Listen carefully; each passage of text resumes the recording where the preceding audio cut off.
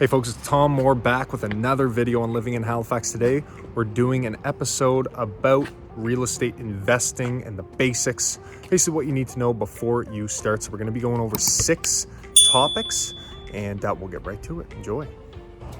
All right, so up first, we're gonna wanna understand the types of real estate investments as well as what is going to be our best fit. So obviously there's multifamily, there's nursing homes, there's industrial as well as commercial. So maybe you're renting to a restaurant or some sort of storefront.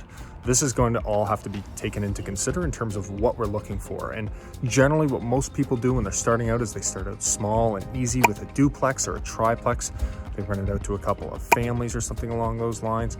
But the big thing here is that we're going to be trying to figure out, as well as what type of investment we're making, what kind of demographic we're going to be renting to. So for instance, if we're going the multifamily triplex route, we want to see if we're going to actually be renting to students, young professionals, or maybe older folks. And this is going to also help us kind of narrow our search in terms of what it is we're actually looking for.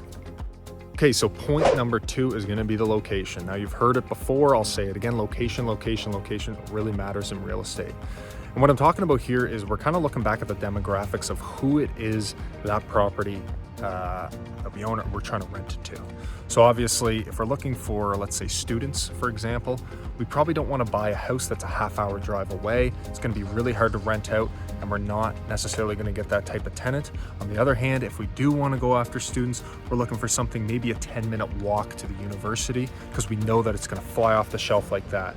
This can be obviously duplicated and replicated depending on who it is you're actually trying to rent to, but location is really going to matter when we're actually looking at those properties. All right, so up next, we're gonna have financing options. Now, this isn't as simple as a single family home, or maybe you're putting 5% down. Generally, in multifamily, as well as in commercial, you're gonna need to put down 20% or more. There's also several different options when it comes to actual lenders, where you might have an A lender, B lender, or C lender. Basically, what this means is you're going to get different rates depending on the position that you're in financially, as well as the money that you're trying to take out. Another option too might be a private lender. So for instance, myself, just from being in Halifax for so long, I have access to quite a few private lenders who are individuals that are willing to rent to people who are looking to actually make these purchases, rent money that is, and this can usually be taken in at a higher rate of return to make it worth their while. But this is an option that a lot of people take when they get a little bit of wind under their sails and they're more confident in investment, where they'll actually go to a private lender in order to make that deal head downhill a little quicker than it might going through another type of lender.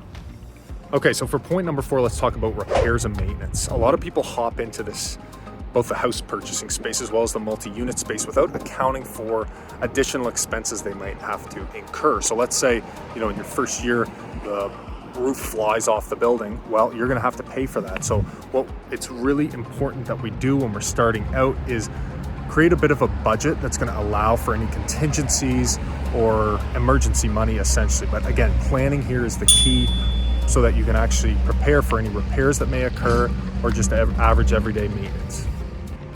Okay, so another thing we're gonna wanna take into account, point number 5, is gonna be property management. So oftentimes what people will do if they're located outside of the city or outside of the province, or maybe they just would rather spend their time elsewhere, is they'll look at a property management company. Now, the rates can vary, but usually you wanna make sure that this makes sense. So if you're only managing a single home or maybe a duplex, might be a different play than if you're trying to manage a 10-plex or 10-plex plus. Usually the numbers work out a little bit better, but again, it's something you're gonna need to plan for if you're not willing or able to come in and fix those kind of random phone calls that you might get throughout the night, and you wanna actually pay for somebody else to do that. Okay, so point number 6 is going to be our legal considerations and risks. Obviously, when you buy a building, you are responsible for those tenants and the safety of those tenants. So ensuring that you're keeping everything up to code, you're above board, is going to be very important, because if something does go wrong, somebody may take legal action against you. So ensuring that you're crossing your T's, dotting your I's, and ensuring that you're getting good tenants in is going to be very important for the long-term operation of that investment property. So again, that's a very big point to consider, and just making sure that your ducks are in a row when you're actually purchasing these properties. All right, folks, don't forget to tune in next week for another video on living in Halifax. We come out with one every week, so don't forget to subscribe. Leave a comment if there's something I missed out in this video. And if you're thinking about buying or selling in Halifax, give me a shout, text, email, whatever. All my info's down below. And have a great day.